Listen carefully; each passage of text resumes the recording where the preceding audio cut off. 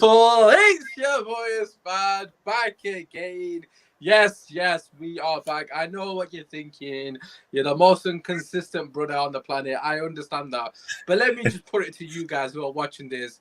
Why would I want to waste my time talking about this shit team? Honest to God, it's been difficult making content. I'm not going to lie. As you guys know, I'm normally very consistent. But the last few weeks, I'll be honest, it's not that I've not been motivated, because I definitely have. I just don't like him. I don't like him. But today, we are going to vent. The bold man that is Eric Ten Hag is officially the new Manchester United manager. We've got a lot to discuss. We've got a fantastic panel. We've got myself, Kojo, Kish, who's playing strobe lights, and we've got Neji coming through very shortly. Monday, what we saying, boys? What we saying? Yeah, all good, man. Can't complain. On a personal level, everything's fine. Everything's wonderful. On a club level, it's good to see a new manager in. But at the same time, I'm still kind of relaxed because, you know, we know what this club's like. So I'm good. But other than that, I'm blessed, man. What are you saying? I'm well. But listen, I've been waiting for this beautiful mind. Kish! How you doing, brother? Hold on. I just want to say a big shout out to both of you. Can you hear me properly? Yeah. I would just want to say a big shout out to both of you. You're both doing some fantastic things at the moment, man. So enough respect.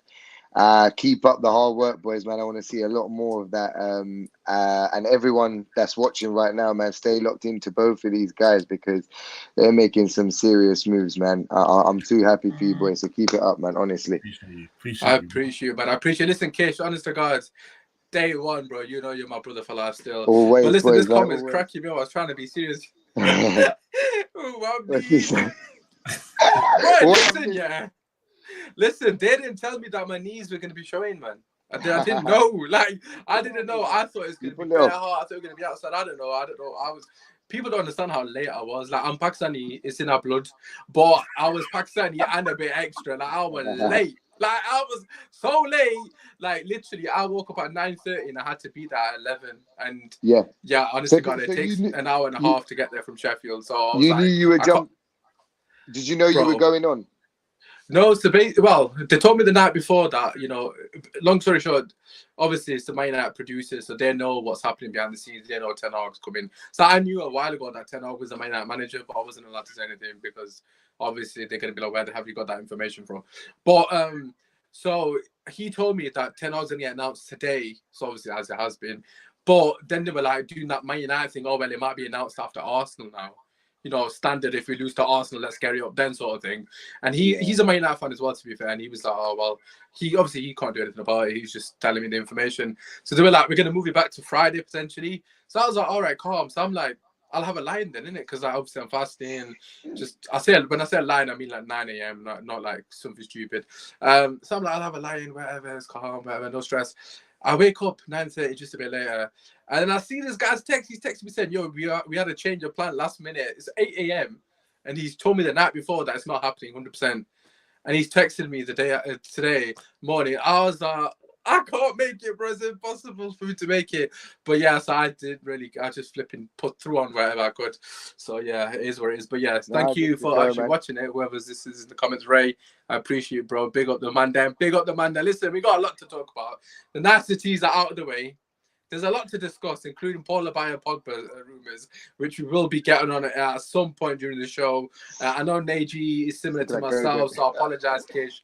You might be 2v1 today, but I'm sure Kojo will mediate. But to be honest, Kish literally, what do you like, 1v10 in the chat? Like, do you know what I mean? For the world, man, I can talk for the world. Kish takes 10 man in the chat like every day. He don't give a fuck. You know what? Kish pisses me off, yeah. He knows it, but know what? I rate it because he doesn't back down 1v10 every day in the chat. He sticks to his guns. You gotta respect that. We got it, man. I respect it. I don't respect it that much, but you know. But suppose they're to put a PP for your contract. I think Kish might kill me. Man like Manny. Hey, big up Manny. Manny's a real one. Yes. Shout out, my bro. Shout out. Thank you for coming through. To all the man down, please drop a like, subscribe to the channel. Obviously, show love to all the boys and obviously all that good stuff. But listen, I'm waffling so much. Let's get on with the show. First things first. I was gonna actually react to the Liverpool game, but should we just scrap that segment completely in it? It's up to you, really. I don't know. I don't really want to talk about it, to be honest, kids. I kind of erased it from my memory. No, Men in Black Pan, I've just done that, and it's Yeah. gone. So I'm not even going to mention it. Yes, Liverpool beat us 4-0. Congratulations. We respect you. Yeah, blah. I don't give a shit. And no, to be fair, one thing I do need to say is huge respect to Liverpool, though, for clapping for Ronaldo. That was absolute class. Yeah, Absolute class. Huge respect to them. And obviously, as I mentioned Ronaldo's name, obviously our thoughts and prayers with Cristiano and his family. Let's start with Ronaldo, because he epitomizes everything that a Manchester United player should be. I mean, he has absolute no reason to be in training. No, he's got every reason not to be there, and no one would bat an eyelid. And if anything, I would say to him, don't even come in, bro. Just do your own thing. Family first, as always. Let's just start with Ronaldo Culture, man. Cristiano Ronaldo, the guy's a machine. Like, he's actually back in training. I can't believe it. Yeah, obviously the tragic news that one of the twins passed away. You will give every man every time in the world to grieve when you lose a child. You know what I'm saying? Obviously, they had the beautiful gift of one child being born, and that's beautiful. But unfortunately, the other one had passed away. Everyone deals with grief in different ways. And if he feels ready to come back to training and play football, then more power to him. Can't tell him, because I was sitting there saying, right, does he feel ready? But maybe he does. Football is his outlet. He always plays football. He loves football. He's been playing football since he was so young, and his dedication to the craft. First to training, last out of training as well. So, just big up to him, and more respect to his family as well, because I guess they provide him with that strength to be able to get up in the morning and say, hey, I'm going back to work.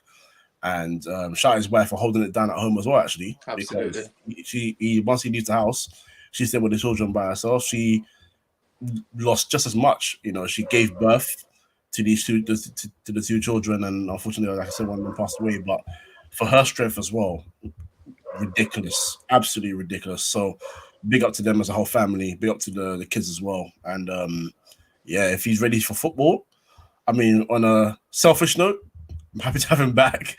But on a real man-to-man personal level, I respect him even more than I thought I did now, because that's what he's done is commendable. And his wife, wow, she's fantastic. So yeah, big up to the both of them. Yeah, no, I think you spoke so beautifully there, Coach. I think you're absolutely spot on, man. It's just a testament to the person that he is, in terms of his mentality. Obviously, the ultimate pro. Kish, we talk about mentality a lot. Me and you in particular, obviously we have different views, but again, as I said, respect that, at least you stick to what you're saying. How important is it to have someone like that who's setting the example? Again, not saying that I expect that from anybody else if they're going through that stuff. I'm not saying that I expect them to say no, but the fact that he still turned up, even with the situation with the season, how things are panning out, that says a lot about him as a person and his character, so to speak. Yeah. To be honest as well, I didn't actually know he came back to training, so this is the first I've heard of it, and it surprised me a bit, if I'm quite honest. But yes, absolutely, and that's one thing me and you agree on, definitely, and we talk about a lot, is mentality, right? Who we disagree and agree on is irrelevant, but we're big advocates on mentality, and that you're absolutely right. It's a testament to who he is as a person, the fact that he's back in training. I also think as well, from his point of view, it could be a way to perhaps take his mind off things as well, football being his outlet. So that it could work well for him as well, because obviously, the last thing that you want to do maybe is probably stay at home, because it's probably going to be a bit worse for him. So I guess if football is what he loves to do, then being back in the training ground for us, is absolutely fine. And I think it definitely shows the type of person that he is. And in regards to what you said about having him around, it's priceless. It's having him at Manchester United, right? When we look back in 5 or 10 years' time, right, we'll think to ourselves, we had the best player in the world at our club, right? And just having him there, him showing his training regimes and what he does to kind of be at and perform at the level he has so consistently for so many years, is absolutely priceless. Those type of players don't come around They don't come around in 100 years, right? The next Ronaldo, we don't know when we're going to see him. So any Man United fan that says, "Oh, he's the problem," or he shouldn't be at the club next year, that guy needs to be at the club next year. I don't care what anyone says. That Ronaldo needs to be at the club next year, and he needs to leave in a way where actually it's been quite as fans, and the situation at United is probably a bit better, and I'm hoping that happens next year. At least he can leave with his head held high. I was hoping he'd get us top 4, and if he left, it would have been nice for him. But that's not the way it happens, and I think he definitely needs to be there next year, just to show his mentality and kind of instill a good culture in the club, man. Yeah, that's interesting you said that. But obviously, before we get into that, first and foremost, welcome to the stream, hi brother. We're here, man. My G. Listen, welcome, man. What are your thoughts on Cristiano, man? Like, obviously, the fact that he's coming to training first and foremost, and secondly, you heard Kish say that he believes that he should stay. What are your thoughts on the matter? Do you think we keep Ronaldo? I did hear speculation that Eric Ten Hag wants to get rid of him. I don't know, but don't know if that was true or not. Yeah, I mean, you know what it is, Usman. Speculation. I think you have to read between the lines with some things, and you look at the journalists and go, it's a bit overhyped. If I'm honest, I think, was there a conversation with Cristiano Ronaldo with Ten Hag? Of course there would be, because they have to talk about players that are there currently. If I'm honest, and again, I wasn't there in the room, wasn't no fly on the wall, but if I think the reports have gone over the top, I genuinely think there was a conversation, how I'm looking at it, where they said Ronaldo will be potentially needed to be wielded out. And again, does he suit the style of Ten Hag straight away? No. But what is Ronaldo? He is the king of adaptation. That's the reason we still put him in the GOAT category, even though he hasn't got the GOAT talent in that respect. And I think I think the conversation would be quite simple. At some point I will need to get rid of Ronaldo. I think a journalist has taken that and gone, "You don't want Ronaldo? No. Stupidity." And that's how their man move. I'll be honest. So I don't really look into that report as something serious. Do I think at some point he'll have to be wielded out? Yes. But I think, as Kish said, we're talking about that mentality. Ten Hag needs any player and every player who will be able to set the standard and get him on board. And Ronaldo is your point of call for that. If you're going to go in for a new direction, someone who, I mean, let's be honest, Ten Hag wanted a manager that represented Man United, an assistant that was representative of Manchester United anyway. You've got a player there who knows what's good. And if I'm honest, if my man's scoring 17, 18 goals this season, in this, literally currently in this team, then I'm sorry. It's crazy. Like we should be playing football where he only scores tap-ins. Why is this guy? Why are we burning this guy's body? Like, what are we doing? Like, I'll be honest. Yes, he's 37, but the guy moves like a 30-year-old. Yes, he's stiff when it comes to doing his step overs and stuff. Yeah, he needs to allow the step overs, man. He's not feeling. Yeah, he's got to stop it. Yes, I'll be honest, and I understand the intentions and I get it, man. It's all good, but on a real, he shouldn't be in positions where he's having to do that anyway. And in a system, he'll be worked so perfectly that he won't be in them areas often enough. You may get one little trick or flick, and we can appreciate it because it'll bring back that nostalgic feel. But overall, when I look at it, like, we should be supplying for this guy. And no one can talk to me about his work rate. The amount of times I've seen him in the 89th minute, 91st minute, tracking back. Does he get his man all the time? No. But that work rate there, if you're letting a 37-year-old man, who's got a body of a 30-year-old, fitness of a 31-year-old, cool. Well, you're letting him outwork you. I'm sorry, he's the least of your problems. He's the least of your problems. So for me, he has to stay. He's got the culture down to the T. He sets the standards. He's upset the old standards. That's why there's been friction, and I'm here for it. And I think Ten Hag will need him 100%. And listen, Ronaldo ain't stupid. Like, just because he's 37, because that's our view as a fan, as a lazy fan on the outside. He knows himself, and he knows if he works harder than anybody else, he will be played left, right, and center. It's just how the man is. It's just how he's wired. He don't care about anything. He'll know when he's ready to retire. So, make it easy for him. And let's be honest, you look at Haller, is Ronaldo better than Haller? Yeah, I was going to say that. Yeah, and Haller's been popping goals in Champions League and everything. So, I think people are scared because he's 37, and people put this have this expectation of him with the step overs and the old Ronaldo, and they see him not doing that and think he's finished. They forget that he's developed his game. He's no longer that player. He's a different player. So understand how he plays the game now, and you'll get the best of him. I've got no doubt he'll be captain next season. No doubt. Yeah, that was actually going to be my next question, to be fair, with the Ronaldo thing. Look, first and foremost, I agree with a lot of what you said. I think for me personally, I've said this consistently, and a lot of people have said Ronaldo's a problem. Obviously, we don't need to go into that because it's quite evident he's not the problem. But the one thing is, right, I just don't like the fact that everyone is focusing on a 37-year-old. What I look at is, would a 25-year-old Cristiano Ronaldo let a 37-year-old player outshine him? Not over his dead body. Not over his dead body. And that is what people need to look at. Why are we not looking at the bigger picture? Bruno Fernandes is 27, 28. I can't remember off the top of my head. He's at the peak of his powers. I don't want to just pick on him, but just as an example, when Ronaldo's 27, 28, would he hell let Raul or any of these men all outshine him? Not in a million years. Not in a million years. And that's the thing. Everyone's using Ronaldo and other individuals as a scapegoat for the bigger issue, which is 95% of the squad.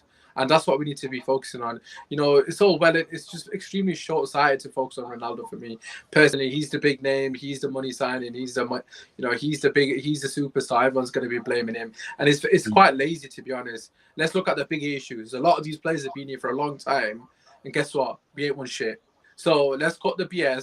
We didn't win nothing last season. You don't get a trophy for second. You don't get a trophy for coming second in the Europa League semi-finals. That's another kind of wins I don't want to open. But the point being is, if you're not lifting the trophy, it's irrelevant what you achieved in your eyes last season. So people saying, "Oh, Ronaldo's flipping affecting Martial, Rashford." I can tell you one thing, yeah. When Ronaldo was 25 and 26. Ain't no 37-year-old affecting Cristiano Ronaldo. They ain't chatting to him any day of the week. So cut the BS. Rashford, Ronaldo, whoever. Rashford, Martial, Bruno, Pogba, whoever it may be, Van de Beek. I don't know who you want to throw it there. They need to step up and be counted for. Otherwise, you know where the door is. But Kojo, let's talk about the captaincy. Oh, is his internet gone? Osman? Take over, Blood Kojo. fire, my internet. There we go. Right, as I was saying, I do apologize. It's never going to get fixed at this rate, is it? As I was saying, let's talk about the captaincy. Obviously, Neji, you mentioned it there with Cristiano Ronaldo. We are going to talk about Ten Hag and what he needs to change. I'm assuming captaincy. I'm assuming we all agree on this, but we'll see. Who do you think needs to be captain next season, Kojo? What are your thoughts? Is that something that needs to be changed? I mean, that's almost a dumb question at this point, but I'll ask it anyways. Does captaincy need to be changed? And if so, who are you giving it to? Of course it needs to be changed, man. I'm not even going to do the sarcastic thing. It has to be changed immediately. There's only two candidates in the squad for me that have shown any sort of leadership, or should I even say honesty, in the first team, and that's Ronaldo and that's De Gea. Because even when in our shocking losses this season, the captain doesn't come in front of the cameras and talk. De Gea comes and gives honest assessments of the squad. He talks about the team. And remember when I think he was sort of like touted for the captaincy. He didn't get the captaincy, but he was touted for it. And he had an interview after the game when Solskjaer was manager. And he was also very brutally honest about the team and how they played. And immediately was like, well, this guy can't be captain anymore. And then immediately Dean Henderson was in goal. We need characters like that because it's, we even in the old school with your Wengers and your Sir Alexes, it wasn't so much a case of calling out the players and publicly shaming them. But there's nothing wrong with saying, look, right now we're not playing well. Right now we're not in form. Right now we're not keeping the ball right, because these are facts. We're not passing the ball well. We're losing the ball consistently. Went to Liverpool and ended the game with 80% possession to them. That's a joke thing for a club the size of Man United, with the magnitude of the game. The two biggest teams in the country, two of the biggest in Europe and in the world, and you leave with 8% possession. And then when he says we're not good, you punish him for it. That's a leader to me. That's someone that can go into the dressing room and say, boys, that was terrible. That was absolutely terrible. And you know what as well? He's brutally honest about himself as well. He knows when he's been bad. And he knows what he has to do to work hard and get back on the pitch. Because when Henderson took his spot, De Gea didn't talk. De Gea grinded and got his number one spot back in no time. and he started performing well again. Not fantastically like he was years ago, but he played well. So that's as either him or it's Ronaldo, because Ronaldo's the only one that still has the mentality in that team of wanting to win every single game, no matter the occasion, no matter the. Ronaldo goes into the pitch, he says, "I want goals. I don't care who it is." In this era where people are like, "Oh, I lost," you're a stat padder and all that. Yeah, call me a stat padder. I'll bang 50 goals against all the teams that are from 10th to 20th. I don't give a shit. I want to win. Those are my two leaders in the team, because no one else right now in this team has shown me leadership quality. So yeah, there you go, De Gea or Cristiano Ronaldo, and definitely not the guy. So you're not throwing Bruno Fernandes in there then? No, because Osman, you know me. I came on your show and I told you this guy we should sign him, is this, that, and the other, because his numbers are great. We need to go from midfield, but he's a petulant child. And when you need him, when you need him to step up, for his team, he's more about bitching rather than, trying to galvanize the team. You hardly see him talking to the team and say, "Hey, come on, guys, let's pick it up." He makes a mistake, he puts his hands up in the air, he's saying, "Why didn't you get the ball?" It's like, because you didn't apply the right pass. Like, you have to be able to self-criticize. And he said after the game against Liverpool, he was asked a question about 100%, the players giving it, and he said, "No, I refuse to believe that me and all the players are not giving 100%. I'm like, are you sure about that? Are you giving 100%? Because I don't see 100% right now. I see about 70% from Bruno Fernandes. So, yeah, no, not even a candidate, not even close. All the goals and assists doesn't mean leadership. It just means that you score a lot of goals and get a lot of numbers, but he's not a leader, not by any means. Not in my book, anyway. Yeah, it seems that everyone in the chat is pretty much agrees with you. Obviously, Akil, De Gea has to be the captain, but the issue is we don't know which player will be starting 11. I mean, that's obviously a valid point. For me, Bruno Fernandes, right? I mean, I criticize him a lot with his performances, but his comments after the Liverpool game, oh my days. I don't think I'll forgive him for those comments. I know people will say, "Well, you forget Pogba." We'll get into that, Kish, don't worry. But the Bruno Fernandes comments, man, we've just lost to our rivals, bro. The team I hate. Bro, I would do anything to beat these, man. I hate Liverpool, and I know they hate us as well. And man said we had nothing to fight for after the game, bro. Like, you can't say that. Whether you're thinking it or not is an issue in itself. But the fact that he's come out publicly and said that, and he's meant to be one of the senior figures, for me is just extremely damning of the mentality in the dressing room. And our captain, who is Maguire, is saying that, well, two managers have picked me, I must be doing something right. Bro, shut up, man, please. Them two, man, please. Weak mentality, both for different reasons. Man. But Kish, I'll ask you, man, what do you reckon? Obviously, Cole just dropped De Gea and Ronaldo. Is there anyone else's name you want to throw in the hat, or do you think it's just a matter of it has to be one of these two? To be honest, I agree with him on one of them. Ronaldo, I think he'd be my captain if Ten Hag keeps him next season. Then I'd definitely put the armband on Ronaldo's arm. But I would not have De Gea. One, he's a keeper. I'm not really a big fan personally of keepers being captains. I'd like my captain to be on the pitch. Two, yeah, he does show leadership qualities, but I also think he doesn't instill confidence in that back line. To the extent that he perhaps used to, right? Football has changed, right? And I think that Erik ten Hag, from what I see him at Ajax, he likes a more functional keeper, someone that's a bit more aggressive, let's say. I also think now, without disrespecting De Gea, he's been a fantastic servant. I think in the next few years as well, it's going to be time for him to move on. And maybe, to be honest, I'm just being nice. I'd fuck him off in the summer. Oh wow! Yeah, and I'd get a keeper in as well. If in an ideal world. So yeah, no De Gea. I'd have Ronaldo as captain. There's literally nobody else in that squad that deserves to take that armband, that understands what it means to play for their club. Do you know what's the saddest thing right now about Manchester United?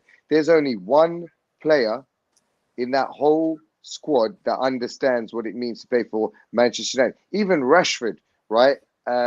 he should understand, and he should look like he understands what it means to play for Manchester United. And the geezer's looking, he's looking depressed. I don't know what it is, what's wrong with him. What's going on with him.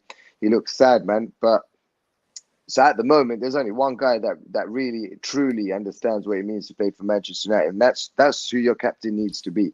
The person that understands what it means to play for our club. And what it means to play against teams like Liverpool, and that has to be Cristiano Ronaldo, man. No one else deserves it, if I'm honest. Yeah, you've spoken about De Gea there, and obviously the comments giving their thoughts on replacements. I do hear what you're saying with De Gea. The thing with Ten Hag is I'm extremely intrigued to see what it does with De Gea, because he does like a goalkeeper that can play from the back. Obviously, De Gea notoriously is not great with his feet, but I'm a massive fan of De Gea. I'm extremely biased. I mean, De Gea has saved us through the worst times. I mean, it's almost like a loyal thing with De Gea. But this comment here, I've forgotten his name, Coach. I know you know his name. Mike Mangan. Yeah, I've been watching him, and I think he's extremely impressive. Obviously, they got rid of Donnarumma, and he's kind of fallen off a cliff. But he looks like a top keeper. To fair, reaction-wise, he looks like a modern goalkeeper. I still quite like Sanchez as well at Brighton. He's not really had much of a mention, but I don't know if he's good enough for Man United. But Neju, what are your thoughts on the goalkeeper position as we're on the topic, and obviously your captain selection as well? Is it a clean sweep for Cristiano Ronaldo? Is there anyone else that you want to throw in there? I mean, long story short, Ronaldo has to be captain. I think he's shown enough within this current state to go and dominate. He's got 1 year left. That's only going to add more fire to his impressive mentality. And I think he leads by example. And I think, bringing the standards back from a moral standpoint back to Man United, you need someone to walk behind him and say he's leading us out. Like, it must be special, man. You shouldn't be seeing him at the back of the queues. Do you know what I mean? He should be there at the forefront, man. He's the last player that we've had that represented what Man United was about, And I'm talking from a moral standpoint, not type of football we play. Just from a moral standpoint, he has to be there. There's no other player that applies themselves, that has the mentality like this man, to go and execute, like, to the point where he's so focused that even when he messes up, his mind's already on the next chance. It's like it doesn't faze him no more. That's why he's so clutch. The guy, I think out of like 800, 900 of his goals or whatever it is, I think 450 have been clutch moments, whether it's equalised or winner. That's that. Crazy. That acquires some stupid mentality. Because you could have poor games, and then you tail off, and then you hope one falls on your lap, and you're hoping. This guy's like, Faith, I've got this, no stress.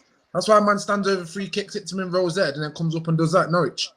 And I guarantee when he put that ball down, and Mata was ready to take it, and he was like, yeah, go on, just take it. It is what it is. Even the players doubted him. Now, Krul should have got a hand to that cool, fair play, stronger hand. But man put it on target in the right area with enough power. But it's true to keep his hand. Like, this is the mentality we're talking about. When everyone chips are down, when normal people just go, nah, I've got no faith left, this guy keeps going, man. So has to be the captain. Regarding De Gea, I think I hate, you know me, I hate narratives, Osman. When I hear people say a player cannot do it, that means 0 times. They've never been able to do it. They're unable to do it. Yeah. People forget when De Gea first came, he was actually really good with his feet. The issues that we did have with him was his physicality and not coming for balls. Those are the biggest things. Now the game's changed a bit. People always seem to think he can't play a ball. Oh, I can go find you moments where he's played crisp, clean balls out of his hand, off the floor, into the 5-10 yard passes and done it cleanly. Where he's broken the line. I can tell you where he's come off his line recently this season, where he's come and sweeped up. Now, I'm not saying he does it regular. I'm not saying he does it every time, because that would be a lie. But what I won't do is deny the guy has the ability to be able to do it. Now, if you ask those things and go, you've shown me you're able to do it, does he deserve a year to at least be working with a coach that can show him how to play that style? And secondly, can we get him in a system where he's going to be less exposed anyway? So when it does come to him, he's probably got to make 2 or 3 passes out of the time. When Liverpool play, Alisson very rarely touches the ball in most games.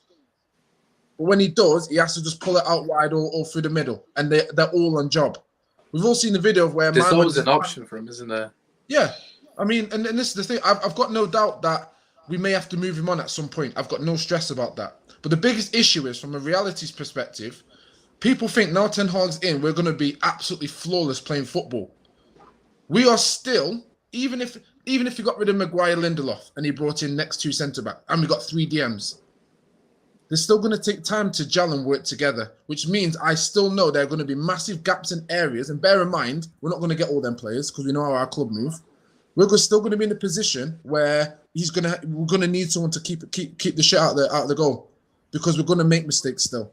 It's not just going to change. So who are you going to put in goal there? You're going to sacrifice someone who can save you points. Brethren, 7 games ago, we would have been in relegation if it wasn't for De Gea, genuinely, by the stats and the points he saved us. Yeah. And this is my point. It's over the top because people think he can't do something. I think, well, there's evidence that he can.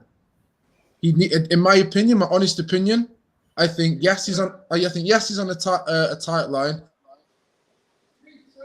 Yeah, ma'am. Sorry, Pops has just got in. Big up Pops, man. Big up Pops. I think yes, he's on a tight line. And yes, I think you got to give him the Joe Hart treatment and give him a season, just to see if he can embed it. And if he can't, get rid. Cool. But I've got no doubt in my mind that you give him the opportunity to go and coach, because there's no way in hell that this guy has been the reason for all the mistakes that have been happening forward. I think he's been put in positions where he's under pressure and he's had to make awful choices, and he's made some awful choices, and it's not been comfortable for him.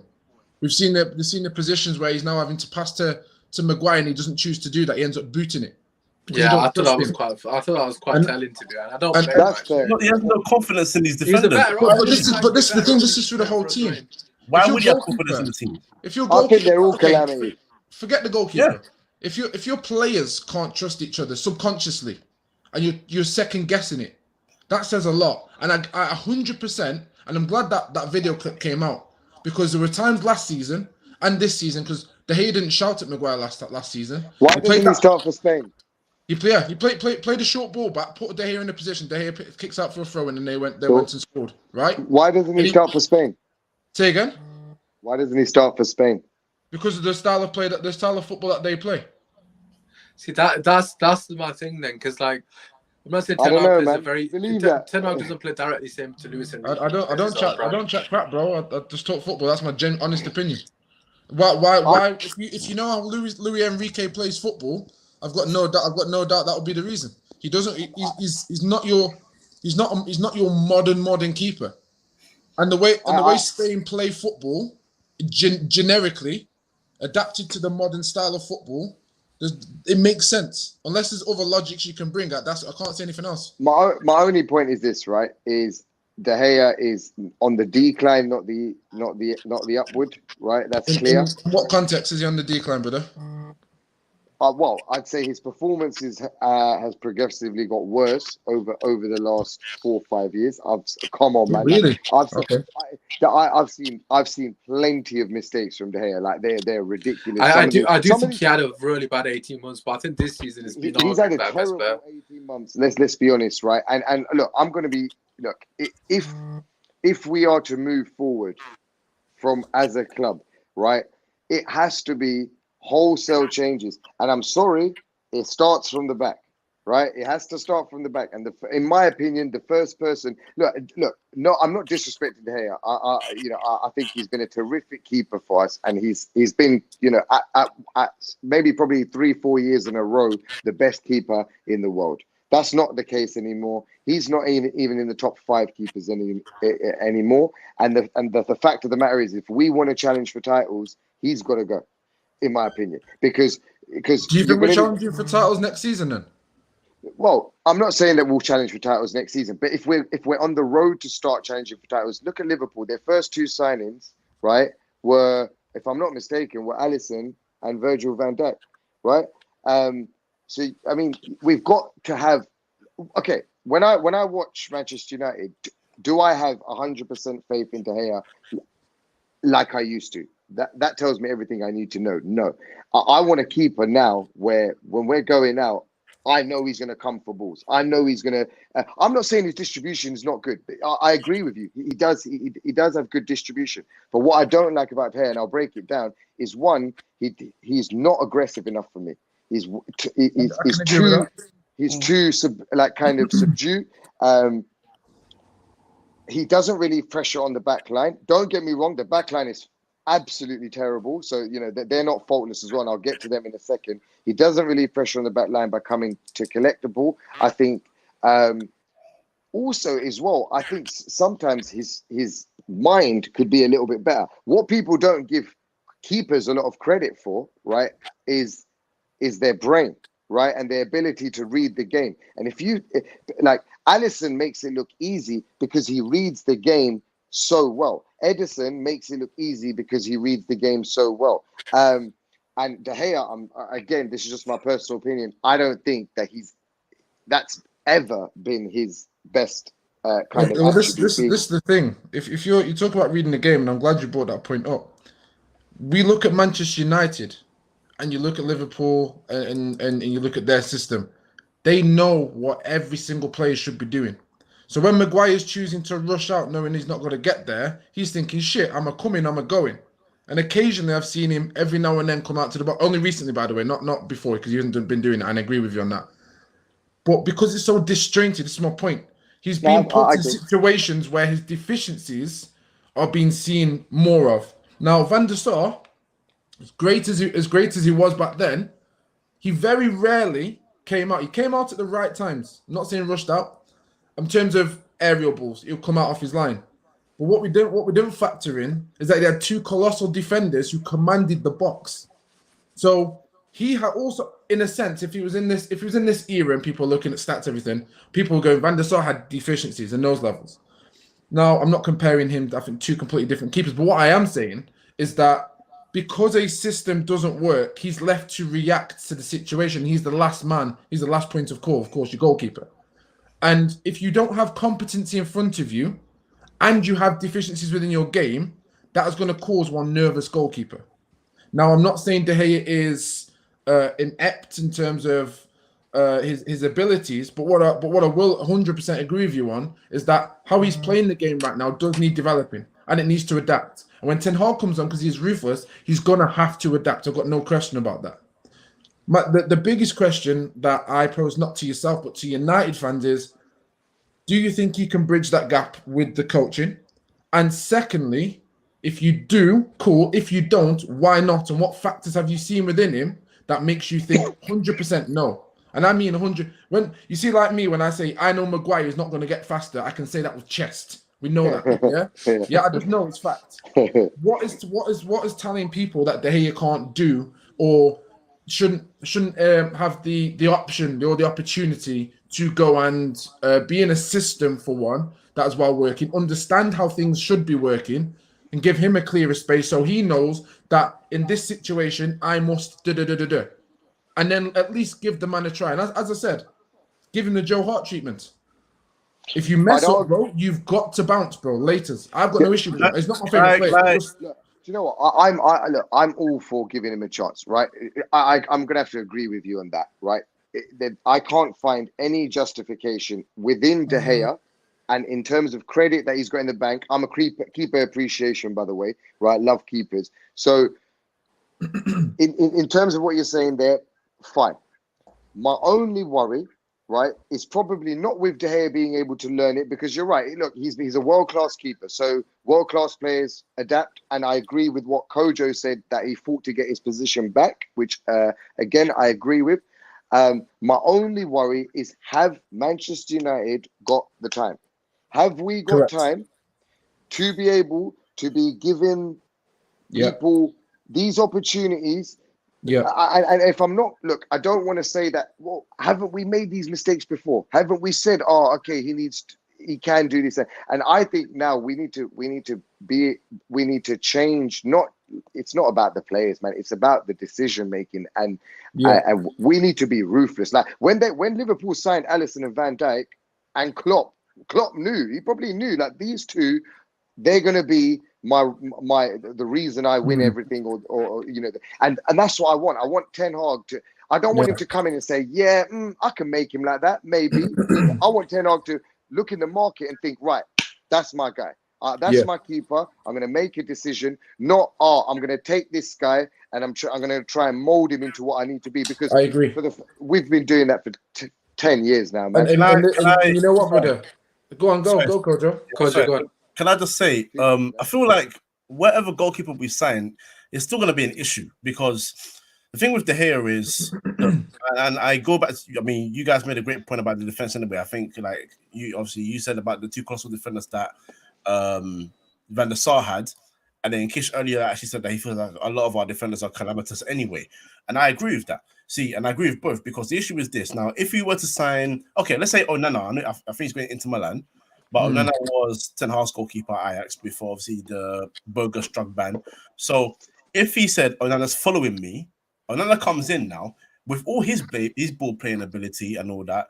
The only defender we can look at, we've got two defenders that are a bit more, in centre back anyway, are a bit more comfortable with the ball, are, I say, Varane and Lindelof, in terms of their range of passing, rather than, because I know Bayer plays the same old sort of ping across kind of thing, but no one has confidence in him to be a player that has the ball and knows how to make a difference. You see, Lindelof hardly ever does it, but when he finds Rashford making that run, ping. You know what I'm saying? That kind of thing.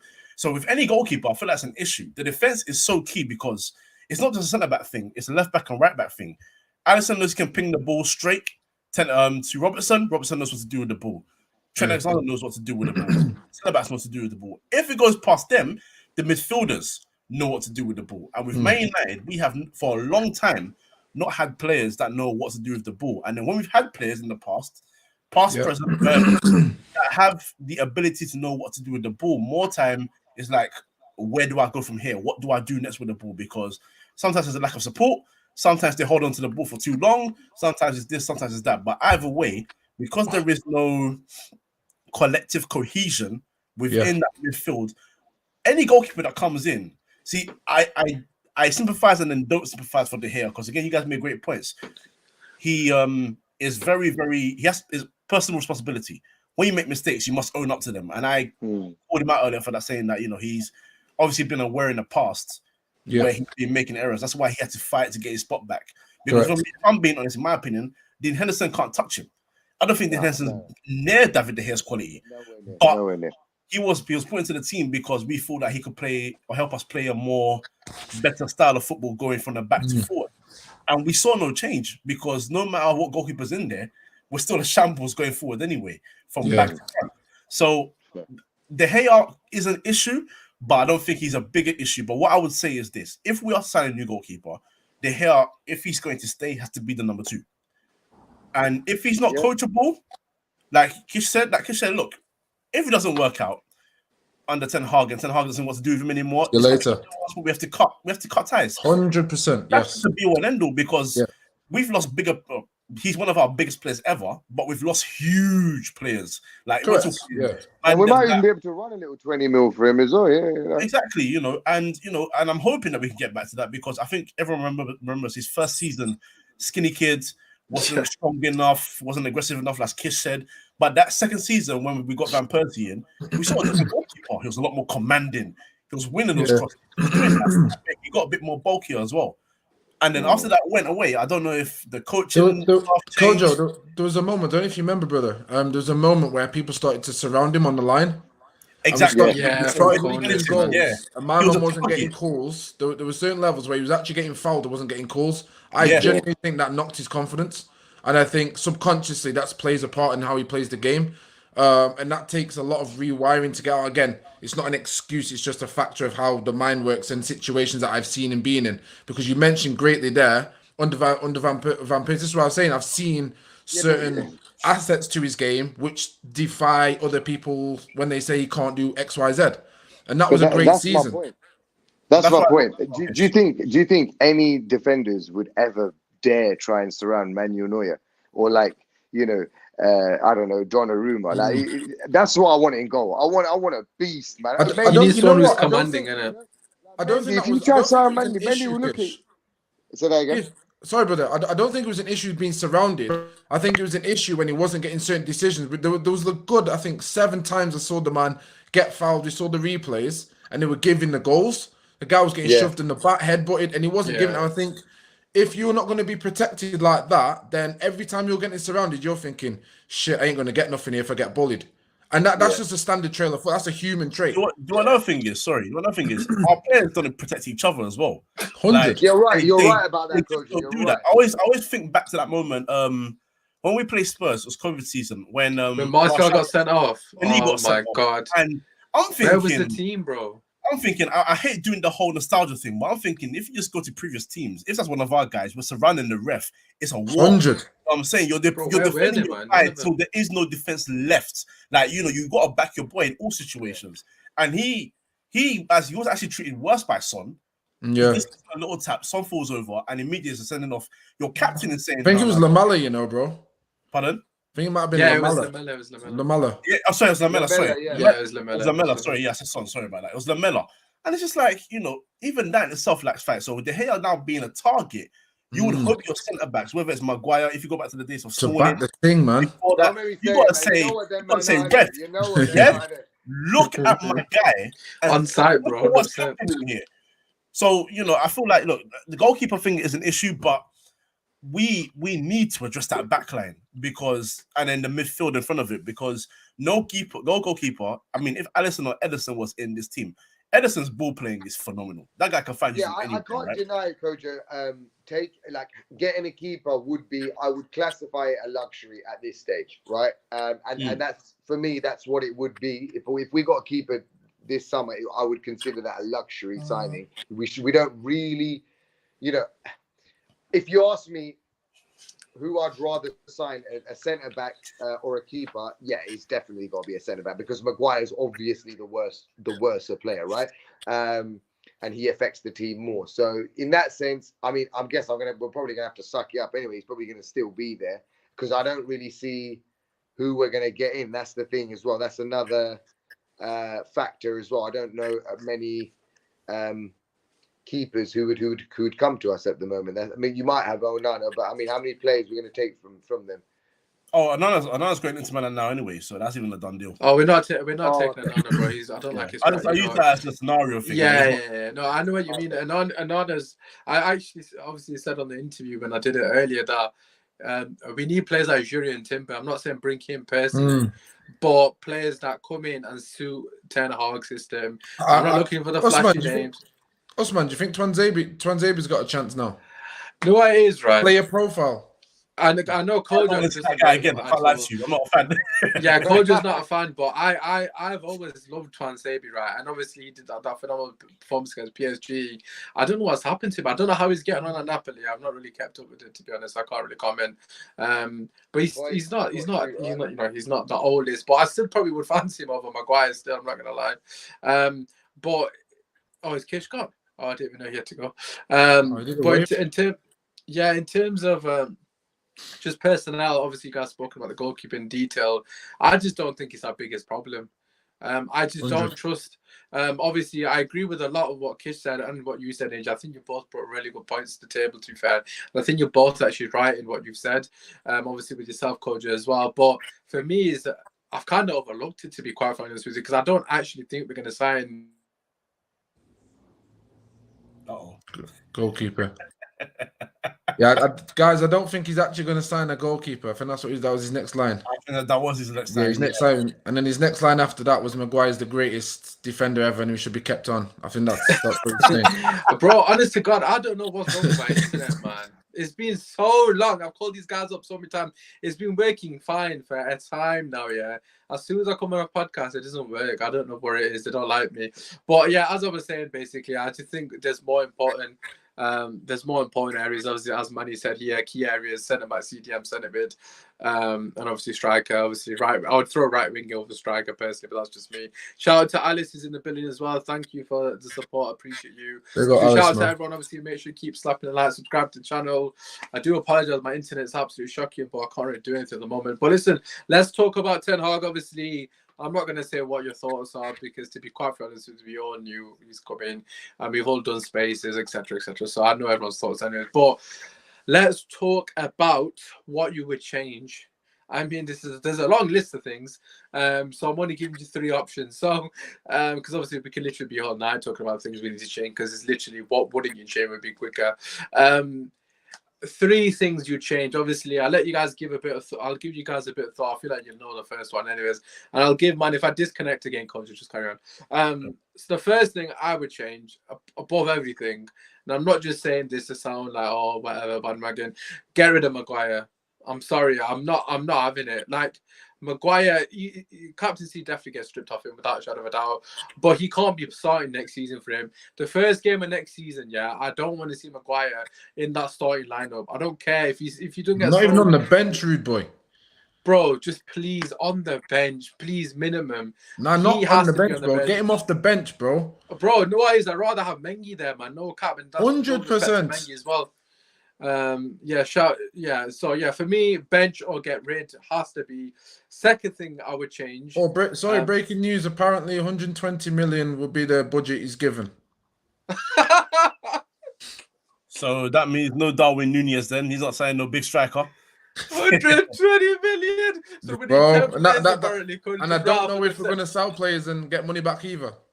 Yeah, so they're saying 12 million per player, lads. Ooh. That doesn't buy you Dan James in this market. We paid 15 for him. We paid what, 15 for Tellers? So we can't even get Dan James or Tellers. Shambles, rude boy. This is why I don't do shows. What is the point of this club? Dead club, dead, absolute dead. But listen, I don't even know what I was saying. Forget the flipping 3 things. Sorry. That's my bad. Nah. But listen, obviously, to be fair, the Maguire thing would be the biggest thing. I can't think of. I mean, there's too many things to think of. I think the centre back as a whole, I would completely flip that. I think it needs to sign someone that goes without saying. But for me personally, I don't want to see McFred sign as well at any point during next season. I don't mind Fred. McTominay, for me, just banish him. I don't care where he goes to, on the bench, wherever it may be. But for me, I don't want to see McTominay and I don't want to see my man Maguire in the lineup at all coming in the next 5 to 10 games, unless we've got stupid amount of injuries. And the third thing I'd probably change the most is Bruno Fernandes. Not get rid of him, but the way he plays, man. I swear I can't see him playing the way he plays. His lack of discipline in his position, his lack of discipline in his passing, and it's just overall, the manner in which he approaches a game is not the manner which is productive to a team. He plays a very individual game. Stats aside, I'm not talking about his stats here. I don't care if he's stat padding. I mean, if anything, I encourage that. But individual, he's running after players individually, leaving the gaping holes in the middle of the park. The amount of times this man left Matic exposed against Liverpool. You've got Lingard, Bruno, and Matic in the midfield 3. So Bruno Fernandes, right? Pogba's gone off, whether he's injured or not. Pogba's gone off. Bruno didn't think at any point, you know what, I might need to help Matic out here because he's lost Pogba. The guy's just marauding forward and leaving him. You know, Lingard's got not got defensive bone in his body. You know that he ain't capable of doing that role, whether he wants to or not. Bruno Fernandes is capable of playing an 8. Wasn't reading the game, is it? Bro, he just left Matic to die, basically. And I'm not saying Matic pulled up trees, but what is he meant to do? The guy's getting completely outnumbered and overrun, and he hasn't got the legs, and he's playing against an intense Liverpool side. So just little details, man. Obviously, there's a lot to change, but what do you guys reckon? Obviously, try to say something different, because I think we all probably quite agree on the Maguire one. I don't know who wants to go first. If you've got one, I've got 5 minutes. I've got 5 minutes, and I might have to shoot. My that's fine. Go on, you go first, Andrew. But yeah, just quickly in terms of things I would change. If talking players originally, I'll be honest. I think 4 signings that I would genuinely make, and I would factor in bringing in the youth as well. 100% De Gea has to stay. I've got no stress about that for the time being, anyway. Because I don't think we can afford to spend there when we've got so many issues everywhere else. What I would do, I would sell Bissaka. I would sell Dalot. I would go and buy Jed Spence for about 20 million. Incredible right back. Played against us in the FA Cup. I think he's class, man. I think he's the type of right back that suits the modern day. He's tall, he's big, fast, quick feet, great defensively, does not give up a ball. I'll go and get him for 20 million, no stress, and I bring Ethan Laird to the team and let him be number 2. And then, of course, the centre-backs, not buying no centre-backs as it stands. I'm playing Varane, I'm playing Twanzebe. I think Twanzebe is the right profile. I actually I've always been a big fan of him since the youth players. You know, he's been captaincy at every level. I think he had that incredible game against PSG, and then he wasn't given a chance. If someone doesn't give him a chance from that moment, and there's no reason for it, I'm sorry. I don't see how we can be so negative on a player. And at least let him show us that he's crap over 10 games. Do you know what I mean? At least give him the opportunity. He hasn't been given that. So I think Ten Hag would work wonders with him and from a development standpoint. As a left back, 100% I'm selling Luke Shaw. To a point, I'd sell Tellers, and I would literally overspend only on this one player, Hernandez from AC Milan. I'd overspend there. I would overspend. I genuinely would. I know he's just signed a new contract, but I think morally he's the only player, and because it's the position as well, which is difficult. He's the only player that I genuinely would break my morals for financially and go, okay, I'll buy you for 60, 70 million. Yeah, sorry. You're on mute. Oh, no, sorry, bro. Yeah, sorry. Pops is calling it. I don't think he knows I'm streaming, so thinks I'm just on the phone. Bless him. But yeah, I'll definitely pay 60, 70 million to go and get him. I've got no stress about that. There's 90 million, but of course I'll be making money from Bissaka and I'll be making money from Harry Maguire, even if it is 5 million. It is what it is. Bag of chips. And then again, a lot of people have had disagreements with me on this, but you know, based on my own preference of knowledge on Van der Beek, or what I feel I know of Van der Beek, you know, I've watched the guy since 2016. Yeah, I know he could play the 6 role for Ten Hag. He played his first season there, and then Ten Hag ended up putting him as a 10 anyway. But I think he'll play right-sided 8, and I think in a system that he knows about Ten Hag's system and how he plays, I think it'd be perfect for the first season. However, as it stands, I would bring Garner back. And I think you're going to have to start trusting that Van der Beek will play in there. And then again, in the 8 role, of course, you've got Bruno. You can have Van der Beek there as a right-sided 8 if you wanted. However, I would literally go and spend on Tchouaméni or Kamara just to replace Pogba. And I think that would be perfect. And then my last signing, so obviously I've got Tchouaméni, Hernandez, Jed, and obviously the rest of the youth players. The last player I would sign is Anthony from Ajax. I'll bring Anthony and I'll get rid of Rashford. I've got no stress on that. Rashford goes to the bench, and like De Gea, he's got a year to improve. And if he doesn't make the cut, you sell him for 50, 60 million, cool. And you go and get Anthony. And then a Sancho on the left, Anthony, Ronaldo up front. Yes, we will need a striker if we can go and get one, cool. But again, I think you go and get a striker that's not going to give you 50 goals a season, but will give you 10 goals a season, but literally dominate for your other players to go and bag the extra 5 goals on the wings and in the midfield. And that's how I would start the first season off a small budget. 4 signings, rest of them youth, and then go from there. Because there's no realistic way that we can go and get rid of every single player and then replace every single player. But that's just me. That's just one opinion of 2 million fans. Yeah, no, I think you've covered all the bases there. In terms of fullbacks, oh my God, I can't explain how integral those 2 positions are. Tellers has had an opportunity. Luke Shaw, I mean, the less said about him, the better. Delot, for me, I'm disappointed in Delot, to be honest. I've actually backed him and I said, look, I have faith in him. He's not really covered himself with that much glory. He's done the bare basics, but going forward, I expect more. I mean, Wan-Bissaka, what can we say about Wan-Bissaka? He's not a footballer. He's doing breakdancing or he's Booker T. I don't even know what he does.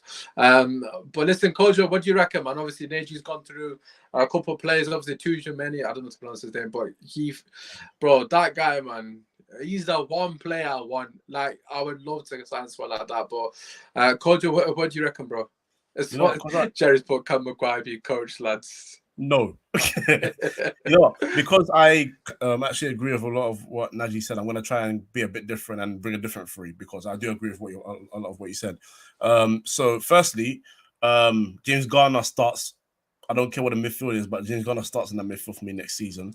Usman, I think you might remember me at the beginning of this season saying that I would absolutely start him. And you didn't say it, but whoever else was on the pod that day was saying it's way too early. And I was bugging a little bit, but yeah, I remember someone saying that. Who was that? Yeah, but I see so much maturity in his game for me to not play him. He starts in that midfield, and he will improve. I'm not saying he's a finished article by a long shot, but he's good already, and he's going to be great. So would you not So how obviously Nottingham Forest are currently, in contention for promotion as it stands. Would you not think, give him one more season with them in the Premier League, then take him? No, I would absolutely keep him with the club, because I feel like he's getting a coach who, funny enough, the way he plays football and his build would be perfect for someone like Ten Hag to mold him into what he wants in whatever system he wants to play and all that. But the thing is, I would actually say I don't think James Garner is a system player. That's how much I rate him. So Wow. yeah, so I'm putting him there. James Garner starting in that midfield, absolutely for me. Number 2, we need quick clarification on what Pogba is doing. I've literally just looked at my show notes now, and I didn't even get the Pogba thing with Kid. Yeah. But I suppose, what are your thoughts with Pogba? Yeah, we just need to know what's happening. So as soon as the season's finished with Ajax and we know his manager, we need to know, is he staying or is he going? Be one and end all. If he's not staying, cool. It is what it is. If he is staying, cool. Get him to sign a contract and then remove. We need clarification, because we're still here. We're saying that he's going, but truth be told, we all know also that the offer's still on the table, and we know they're offering him a lot of money. But also know he's going to get a lot of good offers from a lot of other clubs with a lot of money. So if the genuine intention is to keep the guy, and Ten Hag is interested, Kojo, would you keep him though? Like, obviously, regardless of what he wants to do, would you keep him? I would keep him, because I think Ten Hag would actually do something sensible. Really? Yeah, but just because even with the toxic fan base, like the way they, I don't acknowledge them, man. If I'm being completely honest, because football fans in general are just fickle. It's one of them ones where if Pogba is to stay and then he comes on beginning of the season and he does the same start he had this season, you're gonna see it change quickly. Oh, Pogba's back. Yeah. But then if you can maintain it, cool. But regardless, I just want to see what Ten Hag can do with him. Forget about the fans. Forget about previous management. Forget about now management. If Ten Hag looks at him and says, Pogba, I can make you great here, then let Ten Hag do it. That's it. And if it doesn't work, whatever. That's me. I'll take down the chin. But I need to know what's happening. I'm not saying keep him. I'm just saying I need to know what's happening. And then number 3, so because he's changing the stuff already, I won't say that, because that's definitely happening. Number 3 for me is, it's the fullbacks. I mean, I know he said it, but the fullbacks are I mean, you can't avoid it, man. It's so important. It's so vital, because no matter who you sign right wing, they need to know that they're comfortable with the right back playing behind them. And the same thing with left back as well, because Luke Shaw doesn't instill confidence, and Telles, despite having a decent left foot, doesn't instill confidence either. So, you need to improve those positions more than ever. If we're talking about trying to get wing backs into the game, and your number 6 or your whatever you want to call it, maybe being a bit of an anchor man, joining the centre backs and just sitting back, so you have 3 man protecting the defense. Those positions are so vital, and I've known this for a long time. I think everyone's known this for a long time. It's not just a Liverpool thing. It's not a Man City thing. Even going back to the days of Barcelona, we had it with Dennis Irwin. Irwin was key to everything that Man United did going forward. That guy was so good. And we're talking about going back to the 90s. You know what I'm saying? So, we need to improve those positions. I mean, people are saying Ethan Laird. Again, I like the kids, not as much as everybody else does, so I'm not going to write him off. At the same time, I'm not too excited. But if he is the future, if I'm being honest, the reason I'm saying James Garner has to play is because if we've got kids that we genuinely see as the future of Man United Football Club, we need them around the experience. And the experience is the Ronaldos, the Varans, people that have won stuff, people you can trust. Yeah, but do you not think with the Garner thing, right? Although I hear what you're saying, who is he going to look at for experience, obviously, but with Ronaldo and these men, but who is really gonna help him? Because we need a DM. Are you really banking everything on Garner to come good in such a pivotal role, which has been a clear detriment to United? Isn't that a gamble? It's a gamble, but the reason why I'm saying give him the role is because this is for me anyway, I have the patience. That's the difference between me, you, and then a lot of United fans elsewhere. So are you still patient with Wan-Bissaka and McTominay then? my patience ran thin with them. They've been here for a while now. That's the thing. Because they've been here for a while and they've been consistently. Yeah, but can't them two players turn it around under Ten Hag as well? Again, if they do, great, but I don't see it happening. So no, not for me. Hell no, it's not happening. Yeah, because I don't see them even having the ability, let alone they may have the drive to want to improve. I think someone like McTominay genuinely has the drive to want to improve, to be a better player. Whether he can do it is another thing, and I don't have the confidence in him to improve. So I have the patience for someone like James Garner because he's still young, and this will be his first run in the team. Again, Usman, you know me, I'm very, very chesty. If it fails, I'll say, you know what, I was wrong. It is what it is. So, you know, that's I want him there, because if we're going to integrate the youth properly, we need to give them time under the manager to let them understand the methods. yeah. Because Nottingham Forest don't play the football that Ten Hag wants to play. It's true. That is a good point. I think regarding Garner, right, he's been absolutely fantastic on Nottingham from what I've seen. Obviously, I don't watch them week in, week out. Maybe I just watch him when he does well, so maybe I'm biased to an extent, or you know, I've got rose tinted glasses on. But I listen. I'm very much a fan of Garner's development so far. To be honest, I did say I would leave him at Nottingham Forest if to get promoted, because I think that 1 year experience in the Premier League under his belt, when you know he's playing week in, week out, similar to how Gilmour's gone to Norwich, but Gilmour's not actually playing. I was expecting to play more, but in that sense, give him an opportunity to play week in, week out, and hopefully customize and obviously get to grips with the league. I think that's what I would like to see with Garner. However, in saying that, if he does come back to Man United and he can play 15, 20 games a season, not play week in, week out, I think it'd be fantastic. Like, you know, it's a good opportunity for him to get some proper experience under the belt. And as you said, work with a top coach in Ten Hag, and also have the capabilities of actually understanding the system, because obviously Nottingham Forest are playing the completely own brand of football. But the question I want to ask, because Neji, I know you need to go very shortly. I'm back now. I'm back. Yeah. Cole just said he'd keep Pogba. Like, what are your thoughts on that? No.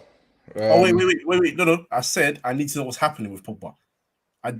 Personally, I'd keep it. If I spoke to the guy and I said, okay, I want to do this, and this with you, and I saw the desire to say, yeah, you know what, I want to be here, say less. Yeah, but would you offer him the contract? That maybe let me reword the question, because that for me personally, right, I'm extremely biased when it comes to Pogba. I know that everyone keeps telling me that I'm defending him on the Twitter timeline every other day, but I don't really care. I'll still do it. But with the Pogba thing, right, I think it's time for him to go. Not because I don't want him here, and not that I don't think he'll be successful under Ten Hag, because I think he'd actually flourish under an actual system where he has the opportunity to, you know, conduct play, so to speak. But I just can't be bothered. Like, not with the toxicity, I can't be bothered.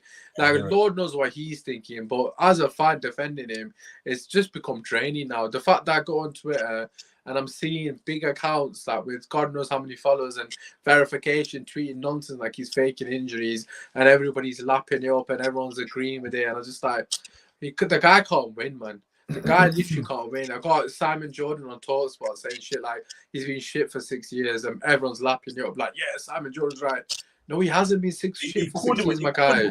He called him a slob, didn't he? Yeah, exactly. Aiden, fair play to Aiden, man. Aiden, man, yeah, 100. You know, he spoke extremely well, very eloquently, and I'm in agreement with what Aiden said.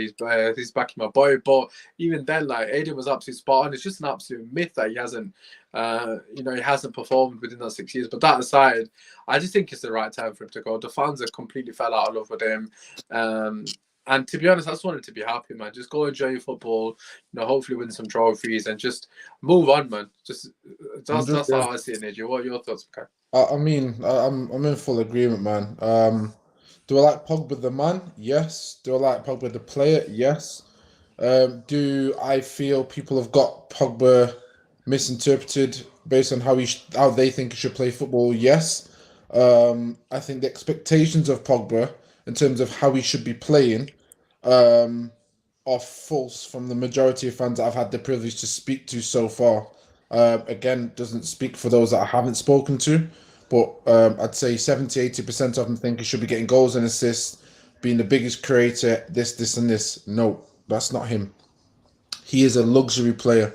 And when you have a luxury player, you need a system that is working that allows him to have the freedom. That is the big difference. When you're expecting him to be the CDM and is colossal because he's big framed, no. When you're expecting this guy to be positionally aware and focused, no. At Juventus, when you go to see him at Juventus, I believe it was Pirlo, was it Vidal? Correct me if I'm wrong. It may have been Pirlo, Vidal, or there's another midfielder.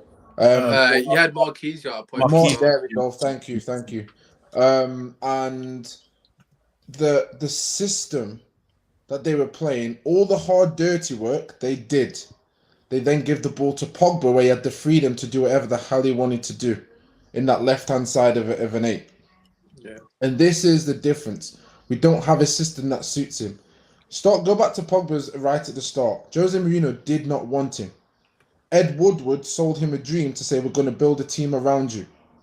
Facts. No, I wouldn't lie. Don't say anything that's not factual. You can go check it up. That was a massive lie. You set a guy who's got talent, who's got the ability. Bear in mind, he could have gone to Madrid for more money at this time, let's be honest. Could have gone for more money.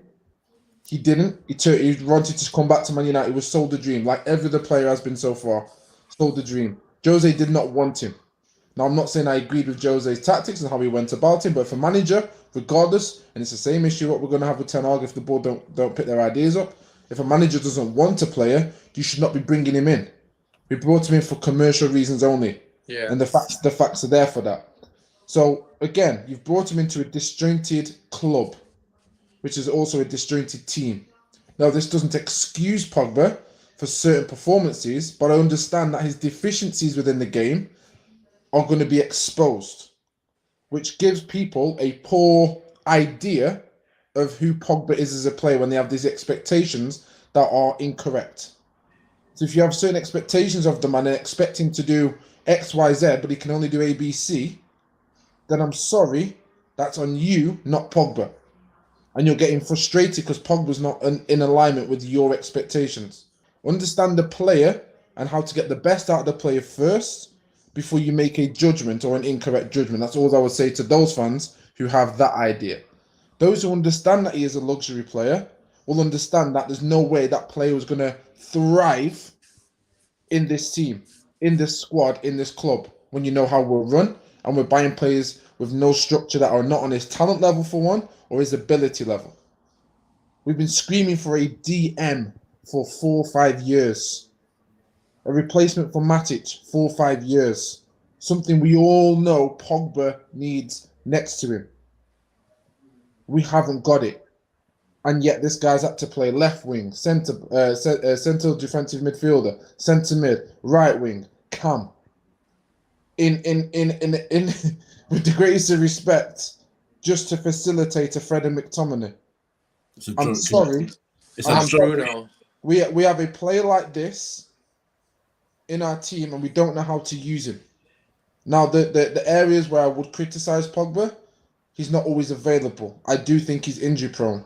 There was a period where people didn't like the idea of him being called injury prone, but he wasn't being able to turn out a full season for us. Yeah. And I do think his game is suited for a slower league where everybody else has been able to gather the ball for him so we can go and be magic. And I think in an era where luxury players are less and system players are more, how can I put it? Maybe System players are more preferred. Yeah, they're more preferred. I think it's getting harder for him. He's 29. He's not really. I know he's fasting, etc. But even when he wasn't fasting, he was looking leggy. It's just going from bad to worse. Now, again, I look at the media side of things. It's a disgrace that we have British Brexit pundits coming for him, and only just the other day we're hearing Roy Keane admit that them man are getting slips to back Maguire or to go less on Maguire. So again, did you not see it? Roy Keane admitted that we've been getting PR. We've been told to go light on Maguire regarding criticism. and it comes down to PR. You said this, bro, and obviously we've got to give him good PR. So I'm done.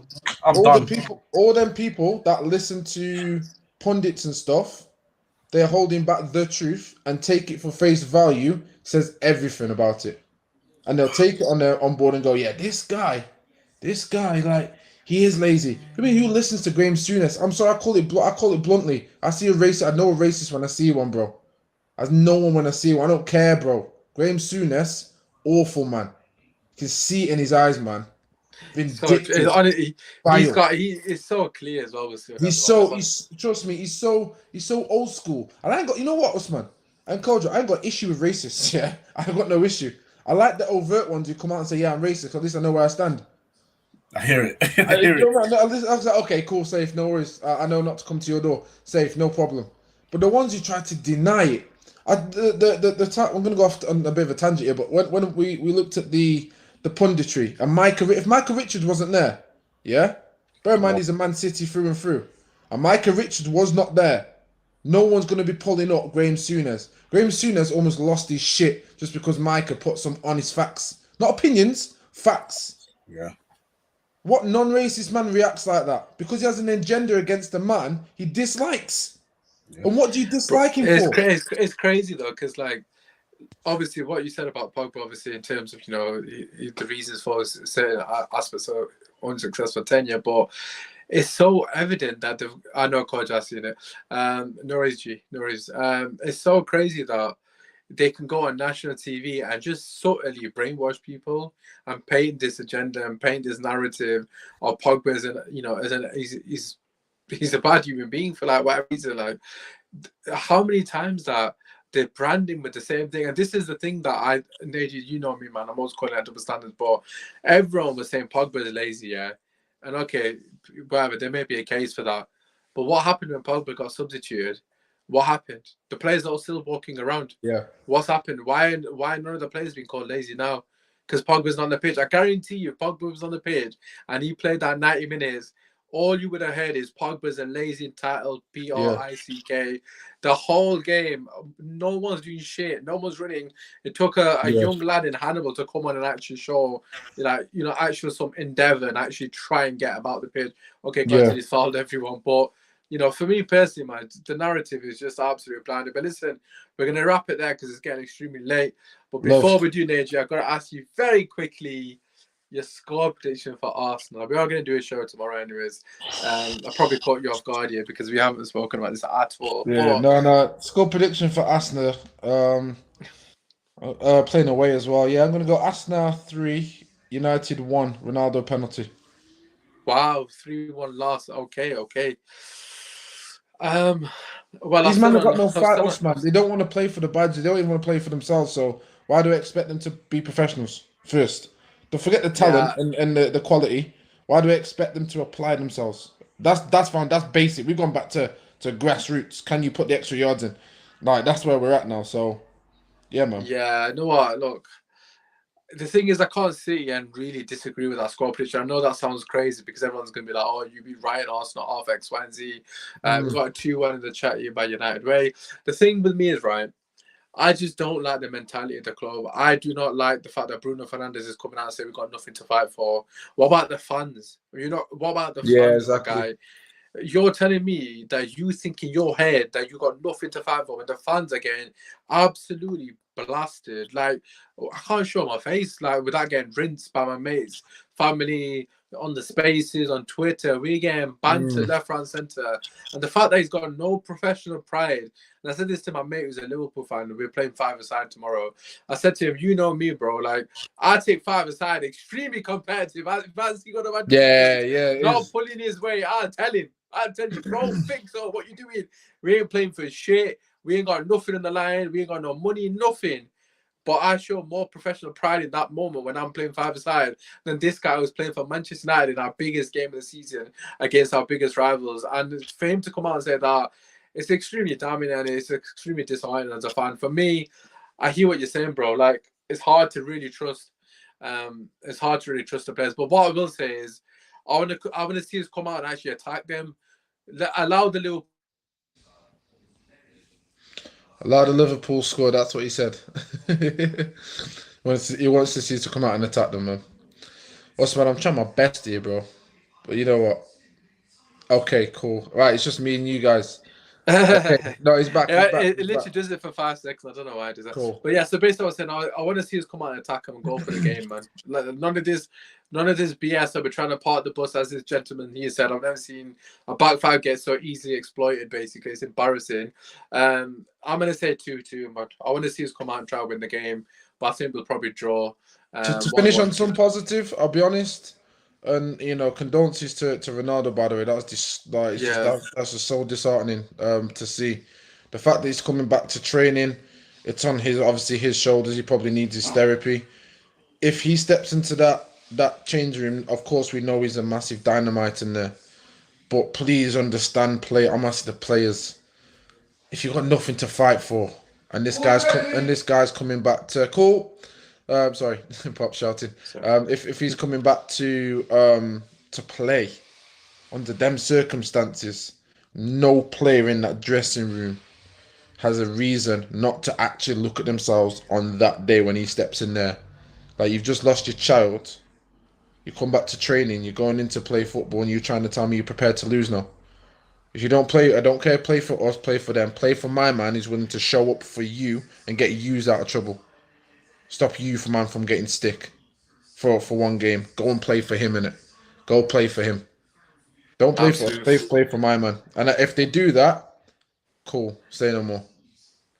Yeah, no, that's absolute fact, man. I couldn't say it better myself. If they can't play for Ronaldo after what he's been through, and like you said quite correctly, the fact that he's coming back when he definitely does not need to try and get these guys out of hole again, they need to show something, man. I want to see fight. I want to see every single player battling for every single ball, every 50-50. I want to see us wanting it. That is the bare minimum that I expect. So, yeah, do it for Ronaldo. Do it for the bloody fans. Don't embarrass us again. Obviously, got no expectations, but it is what it is. But listen, that's been a fantastic show. Do apologize about my internet. I don't know what else is going on. I'll try my best. Stop robbing my internet. My neighbor's Wi-Fi is where it is. Obviously, that's a joke. But listen, slap a like, subscribe to the channel. Everyone's socials will be down below. Make sure you check them out. Obviously, Koja's, Naji's will be there, and of course, mine will be there. But in case people don't know how to find it, Naji, let them know where they can find you, okay? Oh, the usual, man. YouTube Sunshine47, SONSHINE, space 47 on YouTube. We do football game shows where I give away free prizes. It's free to play. Just got to turn up half an hour every Sunday, 8 p.m. Get yourself involved. It's all good fun. And then Twitter, where I run Twitter Spaces. And if you're a Man United fan, of course, I'll give a lot of my opinions on there. So shout me up on there. I'll happily have conversations in DMs and stuff about Man United and football. It's a passion that I clearly I've shared with Usman. So if you need me, you see my social there at Sunshine47. And of course, if you need Instagram as well, it's exactly the same at Sunshine47, where I do collabs with Oh My Goal. And they basically, I send them an 8-minute clip, Usman, and then they edit it so it looks a bit mad. Yeah, but yeah, there you go. Sunshine 47 everything. There you go. And then he's froze, man. And that's a wrap, people. He's gone. Okay, I mean.